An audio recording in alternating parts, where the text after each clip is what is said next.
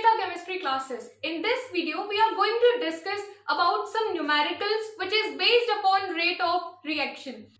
So, for the reaction, जो हमारे पास में ये reaction given है, इस reaction को अगर हमको represent करना है अगर rate of reaction के according, तो सबसे पहले तो इसको represent करना होगा. Rate of reaction is equals to जो रिएक्टेंट का कंसंट्रेशन होता है वो हमेशा डिक्रीज होता है और जो प्रोडक्ट का कंसंट्रेशन होता है वो हमेशा इंक्रीज होता है. As we studied in our previous lectures कि कैसे किसी रेट ऑफ रिएक्शन को रिप्रेजेंट कर सकते हैं.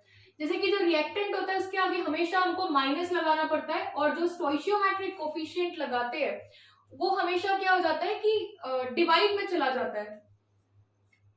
-1/2 हो जाएगा. D concentration of NO2 upon dt is equal to, जब रेट ऑफ रिएक्शन की बात करते हैं तो जो rate of disappearance of reactant होगा वो हमेशा क्या होगा, इक्वल होगा rate of appearance of product के. और यहाँ पर फ्लोरीन भी क्या होगा कि रिएक्टेंट के फॉर्म में, तो इसके आगे लगेगा minus D concentration of F2 upon dt is equal to, क्योंकि ये प्रोडक्ट है so plus 1/2 d concentration of NO2F upon dt, and that is how we represent this given equation. इस इक्वेशन को रेट ऑफ रिएक्शन के according हम लोग इस तरह से बना सकते हैं. इन सारे गिवन पॉइंट्स के अकॉर्डिंग रेट ऑफ रिएक्शन को बनाना होगा. ठीक है, तो सबसे पहले इसमें क्या बोला है, rate of formation of NO2F.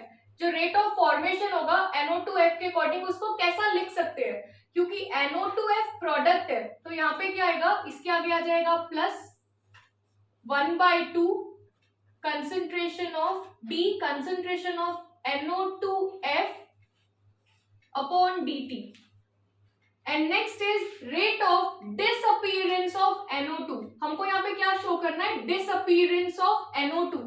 तो यहाँ पे सबसे पहले डिसअपीयरेंस है तो माइनस आ जाएगा. स्टोइचियोमेट्रिक कोफिशिएंट इसके आगे 2 लगा है तो हम लोग लिखेंगे 1/2 d concentration of NO2 upon dt. And the last part of this question is rate of disappearance of F2. F2 का disappearance शो करना है तो इसमें हम लोग कैसे लिख सकते हैं, minus d concentration of F2 upon dt. तो इनके जो आंसर्स होंगे वो इस तरह से हम लोग रिप्रेजेंट करते हैं. Next question is express the relationship between the rate of production of water and rate of disappearance of oxygen in the following reaction. यहाँ पर हमको सिर्फ इतना शो करना है कि what is the relationship between disappearance of O2 and production of H2O. इन दोनों के बीच में क्या रिलेशनशिप है. तो जितना पूछा है हम लोग अगर इतना आंसर करते हैं तो इसके अकॉर्डिंग क्या होगा, rate of disappearance of O2 के अकॉर्डिंग क्या होगा, माइनस, क्योंकि इसके आगे कोई स्टोइचियोमेट्रिक कोफिशिएंट नहीं है तो हम लोग डायरेक्ट क्या लिख सकते हैं, minus D concentration of O2 upon dt which is equals to, क्योंकि प्रोडक्ट है और इंक्रीज हो रहा है so plus 1/2 D concentration of H2O upon dt. तो ये रिलेशनशिप है between disappearance of oxygen and appearance of product which we can say production of water. Our next question is express the rate of the following reaction in terms of different reactants and products. तो अभी हम लोगों को क्या करना है कि ये जो given reaction है, इस given reaction में सबसे पहले तो क्या निकालना है, rate of disappearance of NH3 and after that rate of formation of H2O, कि कितना रेट से NH3 डिक्रीज हो रहा है और कितना रेट से H2O बन रहा है. सबसे पहले जब कभी हमारे पास में कोई केमिकल रिएक्शन आती है for rate of reaction type of question, तो हम लोगों को क्या करना होगा, इस केमिकल इक्वेशन को रिप्रेजेंट करना होगा.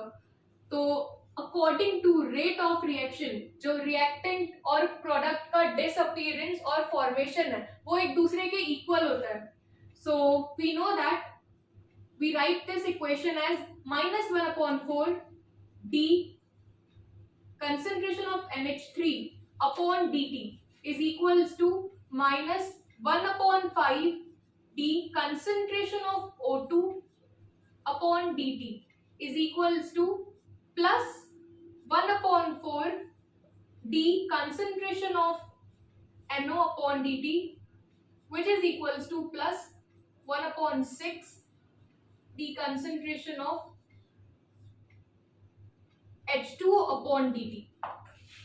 तो यहाँ पे क्या होगा, जो हमारे क्वेश्चन का पहला पार्ट है, it is we have to calculate rate of disappearance of NH3. जो rate of disappearance of NH3 है, according to rate of reaction, जितना रेट से NH3 डिक्रीज हो रहा है, जितना रेट से NH3 डिक्रीज हो रहा है, तो ये बिल्कुल इक्वल होगा as the rate of formation of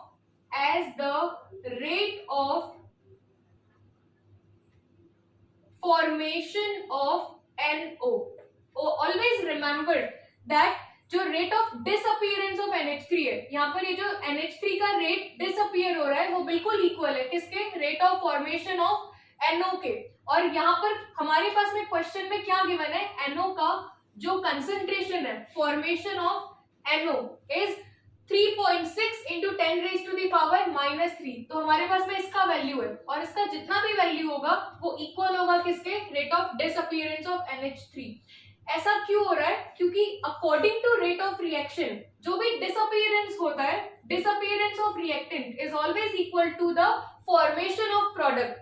वो हमेशा क्या होता है, रिएक्टेंट और प्रोडक्ट का डिसअपीयरेंस और फॉर्मेशन एक दूसरे के इक्वल होता है. और यहाँ पे हमारे पास में अगर एक की वैल्यू है तो इसकी हेल्प से हम लोग सबकी वैल्यू निकाल सकते हैं. ठीक है, सो इस इक्वेशन को हम लोग कैसे लिख सकते हैं, that rate of disappearance of NH3 is equals to formation of NO का जो वैल्यू है it is 3.6 into 10 raised to the power -3 and unit of rate of reaction is mole liter inverse second inverse.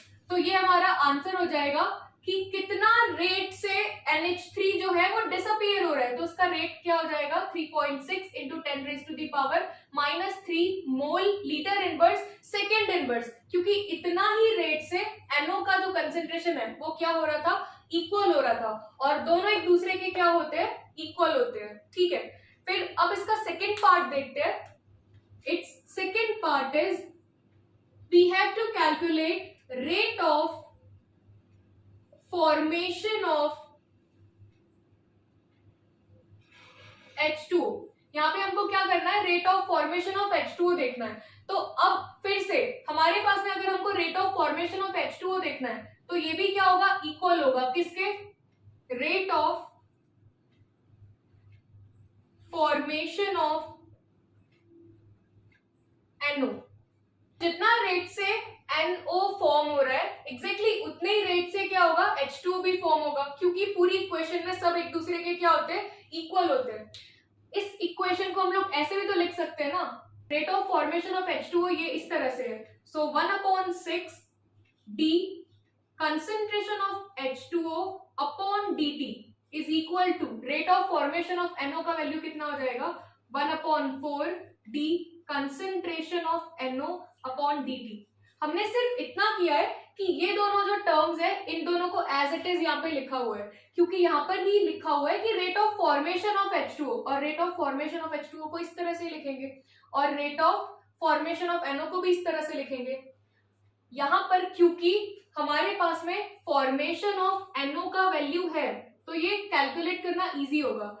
जो स्टोइशियोमेट्रिक coefficient है ये इस तरफ से जब LHS से RHS में जाएगा तो ये डिनोमिनेटर ऊपर न्यूमरेटर में चला जाएगा. तो जो हमारी इक्वेशन बनेगी it is d concentration of H2O upon dt is equals to 6/4 into concentration of NO जो है ये कितना है हमारे पास, 3.6 into 10 raised to the power -3.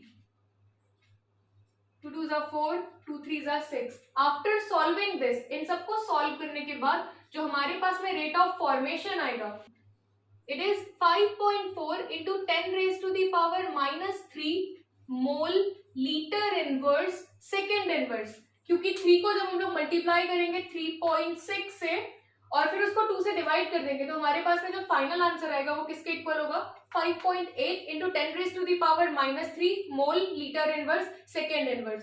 सो जो rate of formation of H2O आ रहा है वो कितना आ रहा है, 5.4 into 10⁻³ mole litre inverse second inverse. यहाँ पर जो रेट ऑफ रिएक्शन का वैल्यू आया है वो डिफरेंट इसीलिए आया है क्योंकि यहाँ पर स्टोइशियोमेट्रिक कोफिशिएंट दोनों के डिफरेंट थे, तो उनके कैलकुलेशन की वजह से इसका वैल्यू डिफरेंट आया है। लेकिन जब हम लोग rate of disappearance of NH3 की बात करेंगे तो NH3 के केस में क्या था कि NO के जो स्टोइशियोमेट्रिक कोफिशिएंट थे वो भी 4 थे और NH3 के जो स्टोइशियोमेट्रिक कोफिशिएंट थे वो भी 4 थे। तो 4 से 4 अगर कैंसिल हम लोग करेंगे तो जो rate of formation of NO था वो डायरेक्टली इक्वल किसके हो जाएगा, rate of disappearance of NH3 के।